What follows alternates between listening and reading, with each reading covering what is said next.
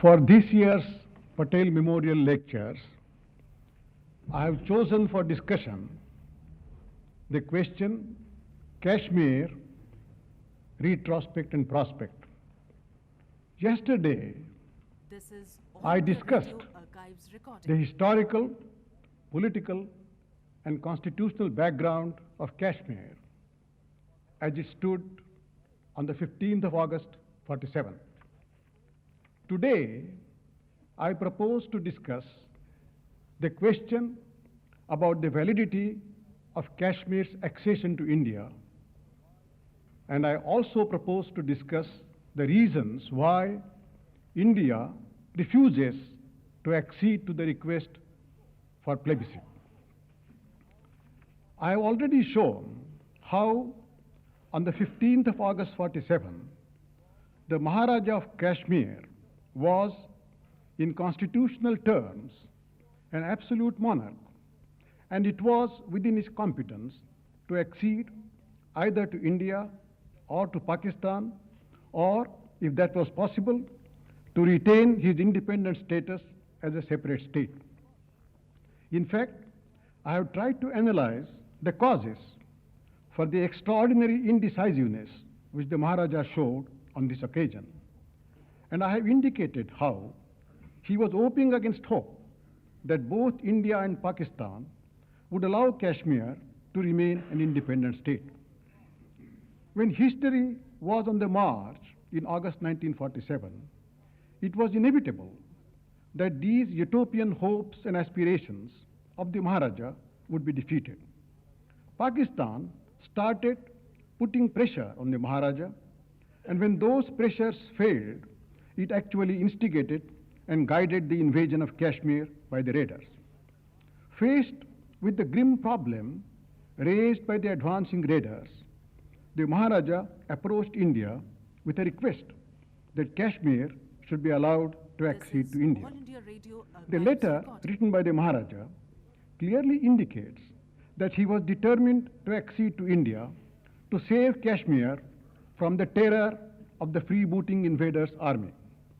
The words used by the Maharaja in this letter are unambiguous. He unconditionally decided to accede to India. He no doubt explained how the invasion of his state had left him no option. But the decision, though based upon the extraneous fact of invasion, was the decision of the Maharaja, and it amounted to an unconditional offer to accede made by him in the undoubted constitutional power which he possessed as the ruler of Kashmir. This aspect of the matter is not open to doubt, and in fact has never been doubted. India's response to the request of the Maharaja was also constitutionally correct and proper. Having received the offer of the Maharaja to accede to India, and having taken into account the special circumstances under which Kashmir offered to accede to India, the government of India decided that it was their duty to accept accession and protect the integrity of Kashmir, which, after accession, became a part of India. The offer of accession having been made in a constitutionally valid manner, and the offer having been accepted in a constitutionally valid manner, the accession was complete and valid. It is indeed extraordinary that Pakistan should claim any locus standi to challenge the validity of this accession, particularly when it is established by unimpeachable evidence that it was the impolitic, unwise, careless conduct of Pakistan herself which precipitated Kashmir's This accession is to All India. India Radio The Archives constitutional recording. position about accession is not in doubt at all.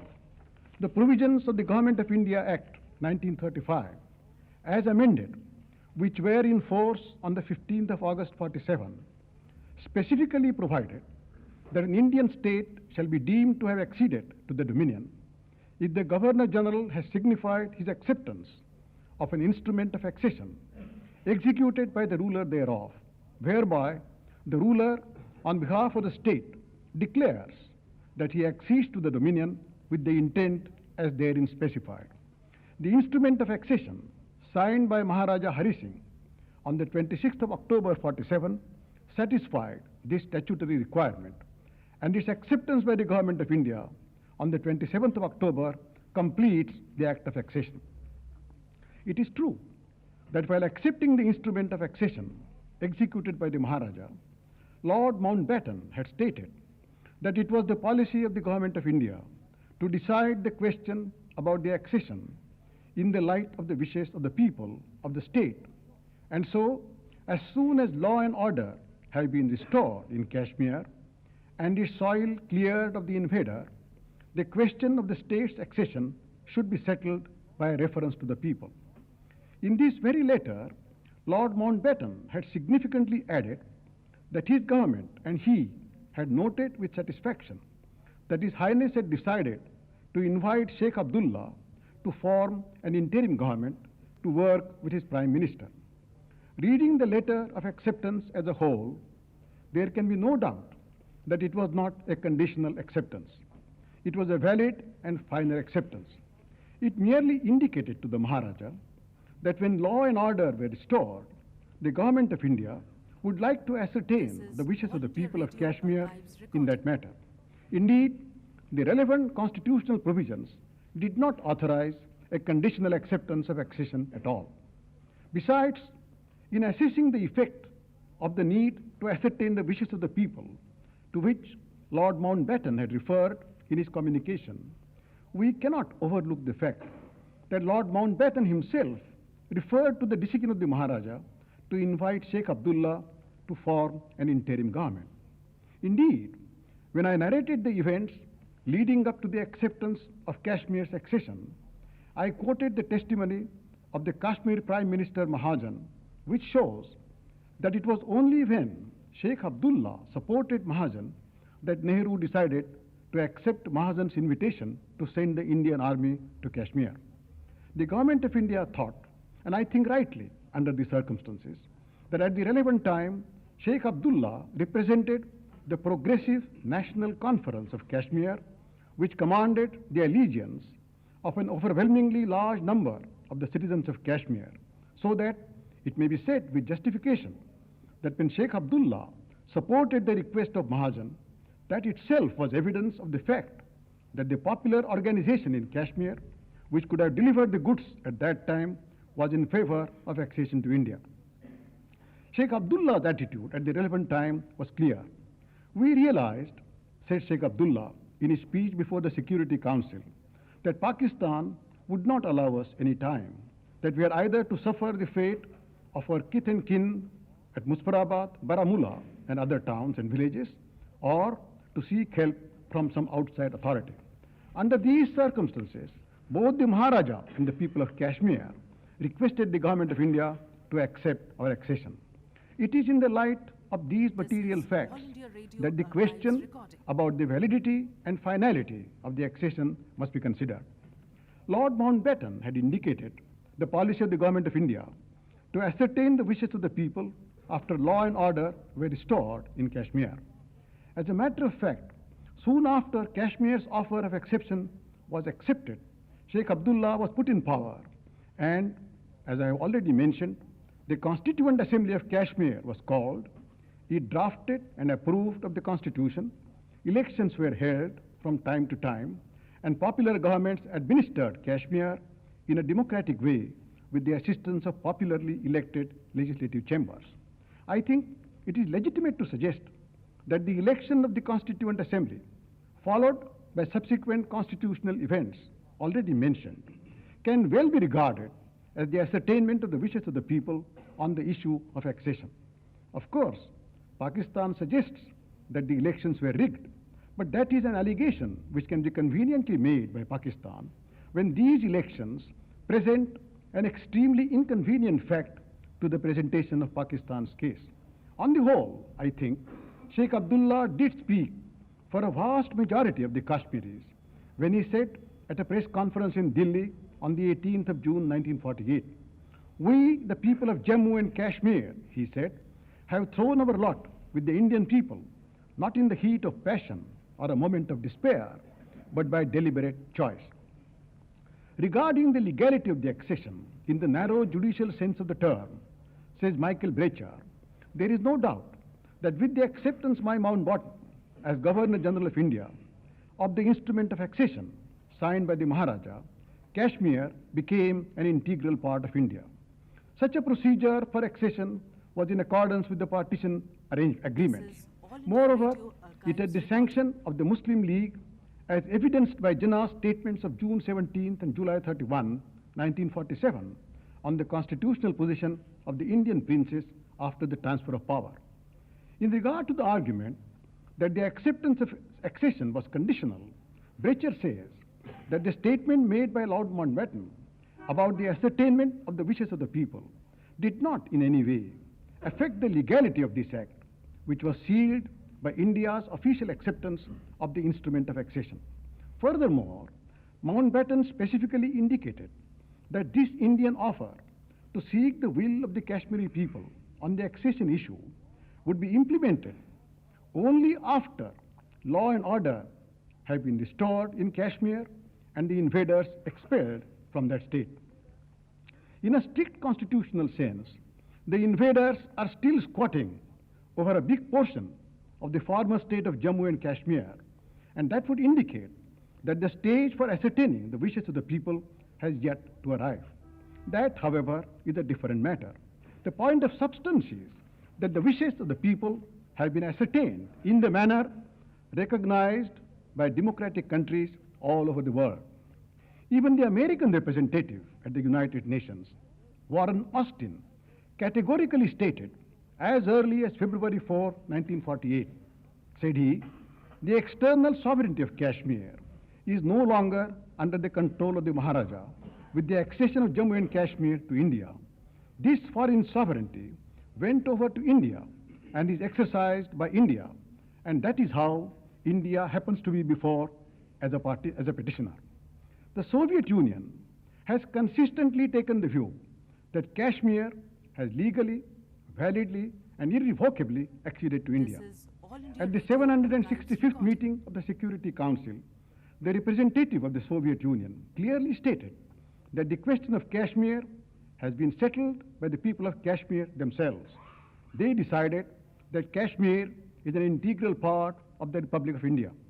I therefore feel no hesitation in saying that considered constitutionally, legally, politically, and factually, the accession of Kashmir to India is valid, final, and irrevocable. It will be recalled that in the rejoinder to the complaint filed by India on the 1st of January 48, Pakistan had made a countercharge against India and had alleged that the accession had been secured by a fraud. Pakistan had also denied that she had anything to do with the invasion of Kashmir by the raiders. I have already indicated that this latter contention was not only untrue, but was positively dishonest. Let me now examine the allegation that Kashmir's accession was the result of fraud practiced by India. In determining the validity of this allegation of Pakistan, the first consideration which is relevant and which is definitely against Pakistan's version is the part played by the invasion of the raiders in persuading the Maharaja of Kashmir to accede to India. If Pakistan had not encouraged or instigated the invasion of Kashmir by the raiders, perhaps the Maharaja would have still continued to toy with the idea of an independent Kashmir, and so the invasion was the immediate cause for the Maharaja's decision to accede to India. Since this invasion is now shown to have been instigated by Pakistan, it is idle for Pakistan to contend that India acted fraudulently in obtaining Kashmir's accession to her. In this connection, the comment made by The Economist This on the is 13th All of India December Radio 47 Archives recording. on Jinnah's misadventure in Kashmir is, in my opinion, very significant. Said The Economist, it is probable, therefore, that Mr. Jinnah, by supporting the invasion of Kashmir, hoped to kill two birds with one stone, to annex Kashmir and to direct the aggressive energies away from Peshawar and the Punjab. Whether or not Jinnah succeeded in the latter object, I do not know, but he certainly failed in the first. The conduct of Pakistan preceding the actual act of invasion is also significant and eloquent. Let me very briefly refer to the relevant facts which preceded the act of invasion. On the 29th of July 1947, Jinnah had assured the states that they were free to decide to accede either to India or to Pakistan or to remain independent. But after the partition took place on the 15th of August, a tragic and distressing movement of populations began, and that led to a terrible massacre of people on both sides. This Holocaust naturally had its impact in Kashmir, which was very near the scene of the tragedy that overtook Punjab. On the 22nd of September, a convention of Muslim conference workers formally demanded the accession of Kashmir to Pakistan. This was in direct contrast to Jinnah's declared approach in relation to the true constitutional position, and it was one of the first significant acts of the supporters of Jinnah to exercise pressure on Kashmir. In August, a revolt had broken out in Poonch, and it called for some repressive measures on the part of the Maharaja. That raised the danger of communal disturbances. At this critical hour, the Maharaja appears to have been anxious to keep his state away from the This is troubles All India Radio which had erupted Archives recording. all around Kashmir. But his efforts failed, and communal passions disturbed the peace of Kashmir as well. It was when the clouds of communal disturbance thus threatened the horizon of Kashmir that Sheikh Abdullah came to be released on the 29th of September 47, along with some of his colleagues. Sheikh Abdullah immediately sensed the danger in the situation and put the whole of the secular army of his volunteers in the service of Kashmir to protect peace and harmony amongst the different communities of Kashmir. On the 3rd of October, Sheikh Abdullah made a very clear declaration about his attitude in the matter. He referred to the fact that he was a great friend of Nehru and that he held Gandhiji in great reverence. But in spite of all this, he said, my personal convictions will not stand in the way of taking an independent decision in favor of one or the other dominion. He added, our choice for joining the Indian Union or Pakistan would be based on the welfare of 40 lakhs of people living in Jammu and Kashmir state.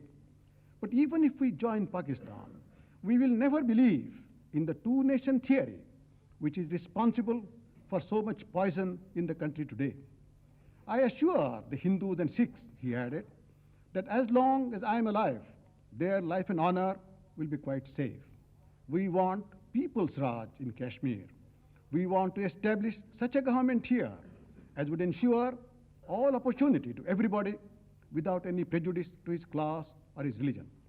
Abdullah was clear that Kashmir could not immediately decide the question of accession to either dominion. A quick decision, he thought, would be incorrect and unwise. It is much more necessary at This present is for All India Kashmir Radio to Archives secure recording. the establishment of full responsible government. That is the line which Sheikh Abdullah took at this critical hour.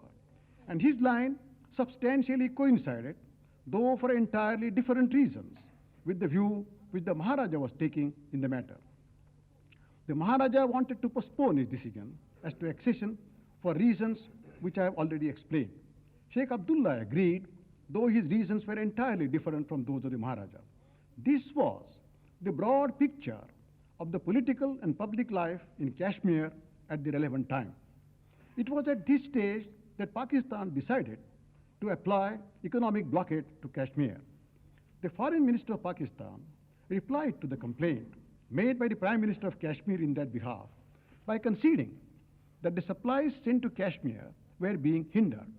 But that was owing to the driver's reluctance to carry supplies and the incapacity of Pakistan to spare troops for this purpose. The stoppage of supplies of essential commodities amounted to a blockade, which could have been inspired only by the idea of coercing Kashmir into accession with Pakistan. Having thus applied pressure in the form of economic blockade, Kashmir's Prime Minister was invited to meet Jinnah for a discussion of the existing problems between Pakistan and Kashmir. Prime Minister Mahajan stoutly refused to meet Jinnah until the blockade was raised. That was the next step which Pakistan adopted in coercing Kashmir. It is true that Zafarullah Khan made bold to allege in the Security Council that the Maharaja of Kashmir had decided to kill a few thousand of the Muslims, besides jailing the leaders and expelling 1 million or so Muslims from the state. That was the scheme which Kashmir had in mind. This allegation needs no This is refutation. All India Radio We cannot Archives overlook the recording. fact that more than 75% of the people in Kashmir were Muslims.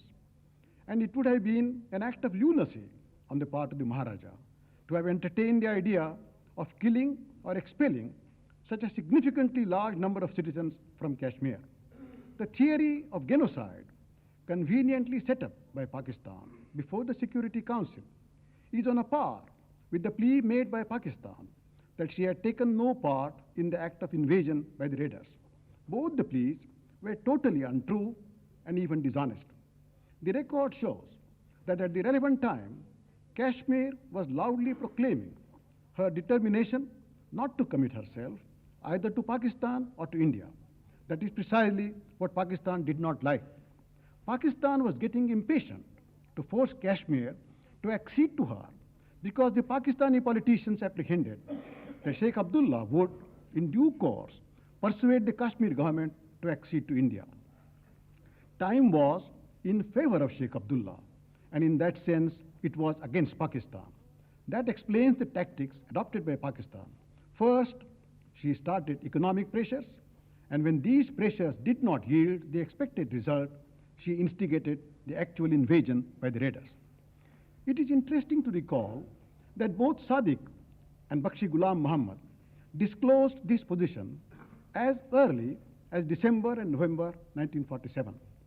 On the 10th of December, Sadiq stated that before the invasion, the National Conference had deputed him to approach the Pakistani government at the highest level to recognize the democratic rights of the Kashmiri people for self-determination and abide by the sovereign will of a free people on the question of free association with either of the dominions. This is All India Radio I met Archives Pakistan's recording. Prime Minister and other ministers, said Sadiq, but it was of no use. Bakshi Ghulam Muhammad's experience was to the same effect. The Pakistani leaders, he said in the middle of November 47, were unwilling to let the Kashmir issue be decided by a referendum. The Pakistani leaders were reported to have said that unless Sheikh Abdullah pledged to Pakistan that the National Conference would solidly vote for the state's accession to Pakistan, they could not agree to a referendum. That suggestion was totally unacceptable to the leaders of the conference. In dealing with Pakistan's plea that accession was obtained by fraud, it will also be relevant to refer to another significant factor. I have already indicated how the Maharaja was compelled to enter into an agreement of succession hurriedly under the stress and strain caused by the invasion and the threat to his own security consequent thereon. After India took the precaution of following a strictly constitutional procedure, her armies began to move into Kashmir to support Kashmir, which had then become a part of India. The timetable of the movements of the Indian armies, as recorded in contemporaneous official documents, is eloquent on this point. On the 24th of October, the Commander-in-Chief Indian Army received information that tribesmen had seized Muzaffarabad. This was the first indication of the raid. Prior to this date, no plans of any sort for sending Indian troops into Kashmir had been formulated or even considered.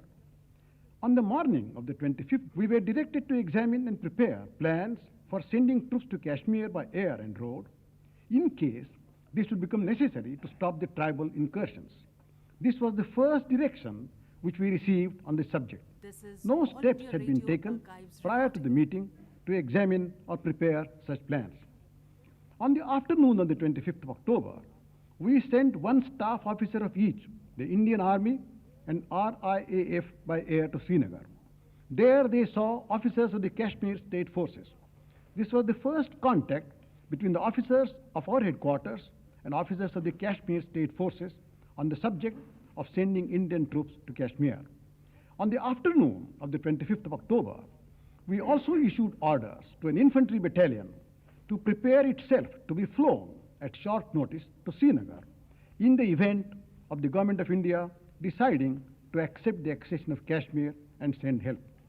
On the morning of the 26th of October, the staff officers returned from Srinagar and reported on their meetings with officers of the Kashmir State Forces. On the afternoon of the 26th of October, we finalized our plans for the dispatch by air of troops to Kashmir. At first light, on the morning of the 27th of October, with Kashmir's instrument of accession signed, the movement by air of Indian forces to Kashmir began. No plans were made for sending these forces, nor were such plans even considered before the 25th of October, 3 days after the tribal incursions began. This timetable shows that the military authorities began to contemplate the possibility of having to help Kashmir only after they definitely knew that the attack on Kashmir had in fact begun, and it was after accession was completed that actual help was sent. The Indian forces were in fact sent by air, and it was providential that they reached Srinagar in the nick of time. As Maurice Cohen has observed, if the Indian forces had reached Kashmir just a few minutes later, the airfield might well have been in enemy hands. The theory of fraud, which has been conveniently and dishonestly set up by Pakistan, would necessarily postulate much earlier preparation and planning on the part of India. If that had been so, it would be unimaginable that India should have left the task of sending in her armies to the very last moment. Such a course is plainly inconsistent with a previous plan or scheme. According to Menon, Lord Mountbatten had said at the time of the airlift that in all his war experience, he had never heard of an airlift of this magnitude and nature being put into operation at such a short notice. It is therefore plain that the plea made by Pakistan before the Security Council that Kashmir's accession to India was obtained by a fraud is wholly unjustified. When we consider Kashmir in retrospect, the conclusion is thus inescapable that Kashmir has validly, finally, and irrevocably acceded to India and is and will always continue to be an integral part of India. In dealing with Kashmir in retrospect, there is one more point which it is necessary to examine. It has been asked by several well-meaning friends of India who have not carefully or fully considered all the relevant facts in regard to the dispute between India and Pakistan. Why does India not keep her promise to hold a plebiscite? Even such an enlightened and progressive writer as Barbara Ward has observed that one of the weaknesses in India's posture over Kashmir is its unwillingness to keep its promise of supervised consultation. As I have indicated in my introductory remarks, it was this precise question which I was asked several times during my tour of the states. Let me therefore make an effort to answer this question as clearly as I can. I have already referred to the statement made by Lord Mountbatten in accepting the accession of Kashmir to India. That statement referred to the necessity to ascertain the wishes of the people, and it did not necessarily postulate plebiscite properly and technically so called. The said requirement was a general requirement and can well be regarded as having been satisfied when the Constituent Assembly was elected, and after the Constitution was adopted, election followed and popular governments took over the administration of Kashmir. But it must be conceded that express reference was made to the plebiscite in India's complaint presented to the Security Council. In her complaint, India had averred that after certain conditions to which specific reference was made were satisfied, it would be necessary to hold a plebiscite to ascertain the free and unfettered will of the people of Jammu and Kashmir as to whether the state should accede to Pakistan or to India. Nehru had gone a step further when he had declared on the 2nd of November 47, "We are prepared when peace and law and order have been established to have a referendum in Kashmir under international auspices." This statement, however, was interpreted by Nehru himself on the 21st of November. This is what Nehru said: "It is not clear to me what the United States organization can do in the present circumstances in Kashmir until peace and order have been established. We are convinced that Sheikh Abdullah's administration is based on the will of the people and is impartial. Only he who goes to Kashmir and sees things for himself can appreciate this. Moreover, we have pledged that so long as our forces are in Kashmir, protection of all sections of the community All India Radio will be their archives first recording. and sacred duty. This duty will be discharged without fear or favor.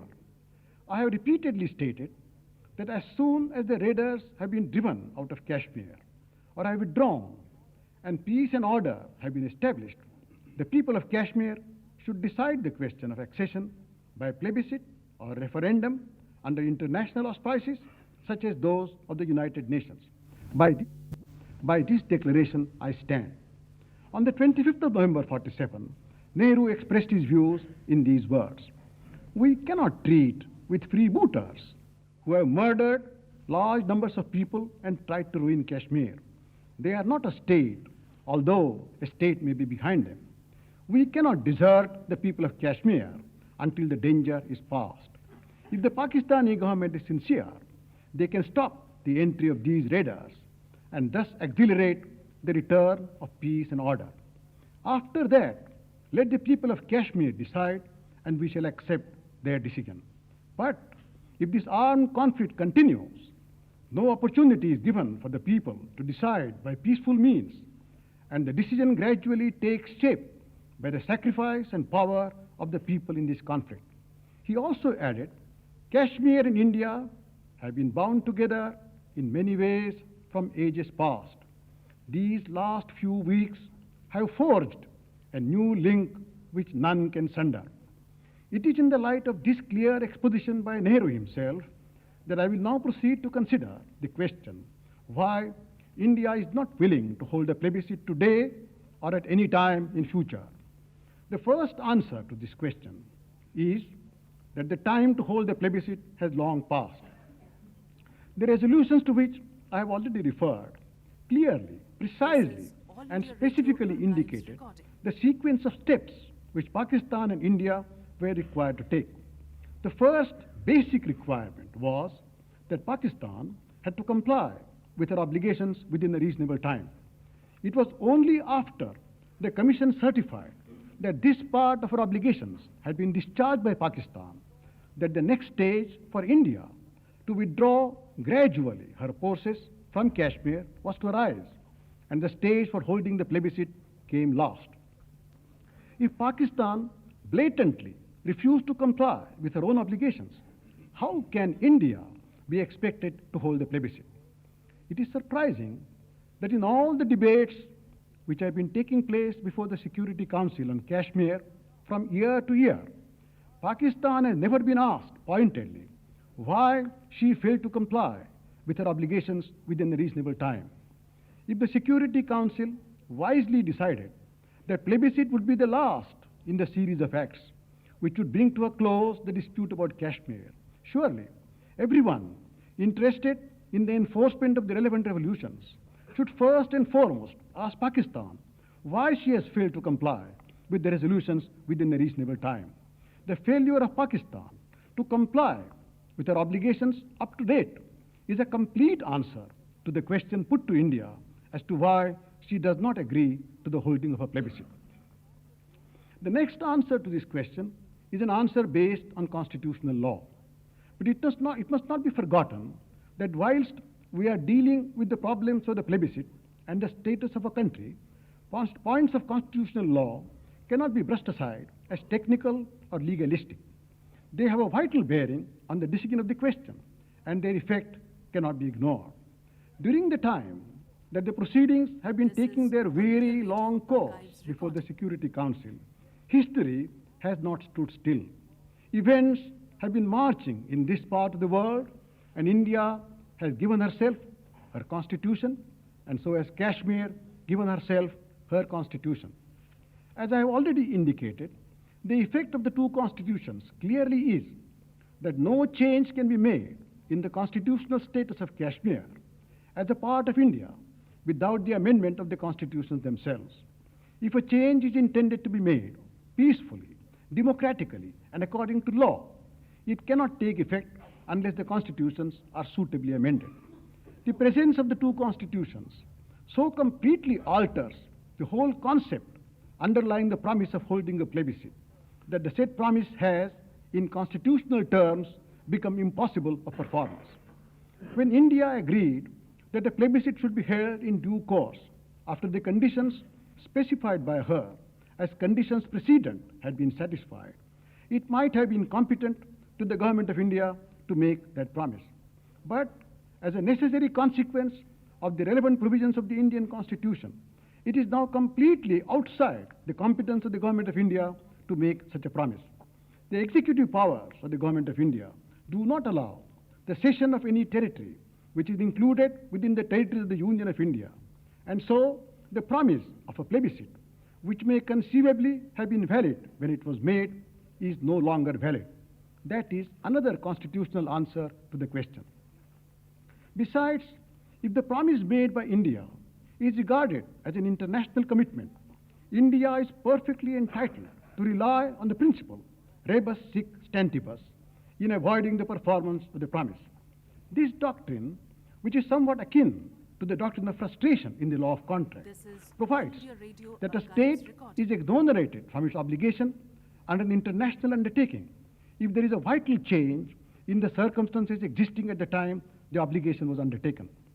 There have been such vital changes in the material circumstances since 1947 that it would be impossible to claim the performance of the undertaking now. 19 long years have passed by since India presented her complaint to the Security Council. The complaint was presented in the fond, though as it now turns out to be futile, hope that the Security Council would go into action forthwith, that peace would be restored immediately, and before anything of constitutional significance took place in Kashmir, India, a plebiscite could be held. But these hopes were completely belied, and 19 years, which have been packed with significant events, have passed by. It is, I think, naive for any country to suggest that even after the passage of such a long time, and even after several significant events have radically altered the situation, India should be expected to hold a plebiscite. The fact that with the passage of time, it will be more and more difficult to hold a plebiscite was communicated by India on different occasions to the appropriate authorities and was publicly announced by her from time to time. In his talk with the UNSIP on the 13th of July 48, Bajpayee had clearly expressed this point in these words. Said he, if the future of Jammu and Kashmir was to be determined by the arbitrament of the sword, then, without in any way wishing to utter a threat or use the language of menace, I should like the Commission as realists to recognize that the offer of plebiscite could not remain open. If Pakistan wanted a decision by force, and that decision went against Pakistan, she could not invoke the machinery of the United Nations to obtain what it had failed to secure by its chosen weapon of force. After hostilities had ceased and peace had been restored, the people of Kashmir would be free to determine both the form of their internal government and the nature of their relations with India, but Pakistan could have no lot or part in that process. It is really astonishing that Pakistan's plea to India to hold a plebiscite should be allowed to be raised even after it is proved that Pakistan had not discharged her obligations, and it is also shown to have attempted to force Kashmir into accession with her by the use of force. Let it always be remembered that at the time when India presented her complaint, Pakistan had disputed her complicity in the invasion by the raiders and pretended that the accession was an act of fraud and had been precipitated by a genocide practiced by Kashmir against her Muslim citizens. In considering the question about the holding of a plebiscite today, how can anyone forget the subsequent act of aggression committed by Pakistan in 1965? On this occasion again, Pakistan protested her innocence and denied her connection with the infiltrators who trespassed into Kashmir in small groups in the hope that they would be able to raise a rebellion inside Kashmir. I have already referred to this aggression, how it was inspired, how it was repelled, and how it came to an end. It seems to me completely fantastic for Pakistan to suggest that what she failed to achieve by force on 2 occasions, she should be allowed to attempt to secure by the holding of a plebiscite. The plea that the plebiscite should be held cannot, on elementary considerations of international propriety and decency, be permitted to be raised by Pakistan, having regard to her conduct in 47 and 65. It would, I think, be pertinent to ask in this connection, would any self-respecting, independent country All India agree Radio to the Archives holding of a plebiscite when it is abundantly proved that Pakistan made 2 desperate but futile attempts to conquer Kashmir by force? Do international morality and ethics permit one country to attack another with the object of annexing a part of that other country, and, on failing to achieve that object, claim that the plebiscite should be held? The act of aggression committed by Pakistan in 1965 makes any plea for the holding of a plebiscite by Pakistan wholly illegitimate and entirely untenable. Apart from these considerations, which I believe are decisively in favor of India, there are some other aspects which also are material. Corbell has explained his experience in regard to such plebiscites by observing that these plebiscites had turned into mere instruments of propaganda, pressure, and falsification. And he has cited those conducted by Hitler and by the communists. Zafrullah Khan, to whom Corbell expressed this opinion, realized, but he insisted that it was up to the United Nations to secure conditions conducive to a free plebiscite in Kashmir.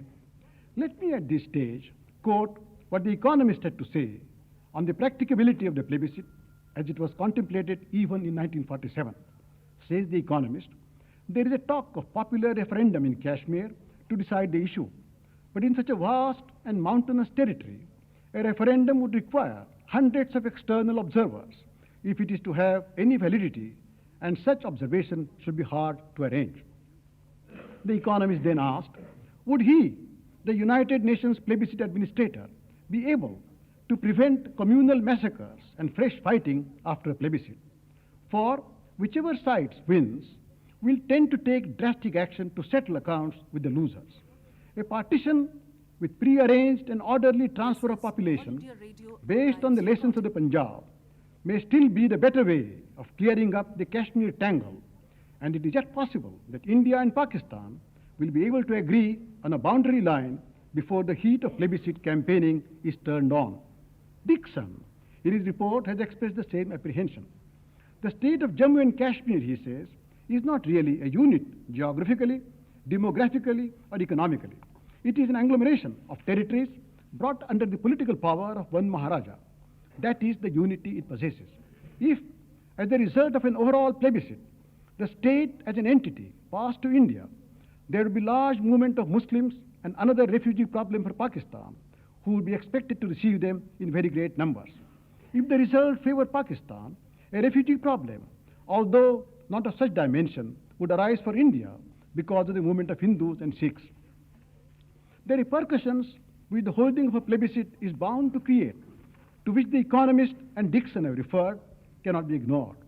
The holding of a plebiscite would not merely be a question of the two states relapsing into conflict. It would immediately raise the problem of minorities in both the countries. This aspect was expressed by Nehru himself on the 3rd of September 53. He said, if we aim, as we must, at closer and cooperative relationship between India and Pakistan, we must find a solution of the Kashmir problem, which is not only satisfactory to the people as a whole there, but is also achieved without bitterness and a sense of continuing wrong to India or Pakistan. While the interests of the people of Kashmir are paramount, there are also certain national interests of India and Pakistan which come into conflict over this Kashmir affair. It also happens that a very great deal depends not only on the solution of the problem, but even more so on the manner of doing All it, India Radio because Archives that manner will have far-reaching consequences both in India and Pakistan in the present and in the future. You will understand what I mean. The large minorities in India and Pakistan will be affected by that solution. If it is wrongly done, then the position of these minorities might well suffer and new problems be created, even bigger than the one of Kashmir. We must at all costs avoid this. India has still not forgotten the terrible events which overtook large portions of a territory immediately after partition. Exodus of populations, communal riots, massacre of innocent citizens, and the trail of human suffering and misery, which was witnessed both in India and Pakistan soon after partition, are a grim and terrible warning to all of us to avoid the recurrence of such a situation. And there is no doubt that such a situation will arise if a plebiscite is held and communal passions are allowed to be roused. Under the leadership of Nehru, and also after his death, India has been making a consistent and dedicated effort to build up a progressive secular democracy, unlike Pakistan, which is avowedly a theocratic state. India makes no distinction between her citizens by reference to their religion, language, caste, or creed. In India, live peacefully more than 50 million Muslims, and they are spread throughout the length and breadth of India and are an integral part of the Indian community.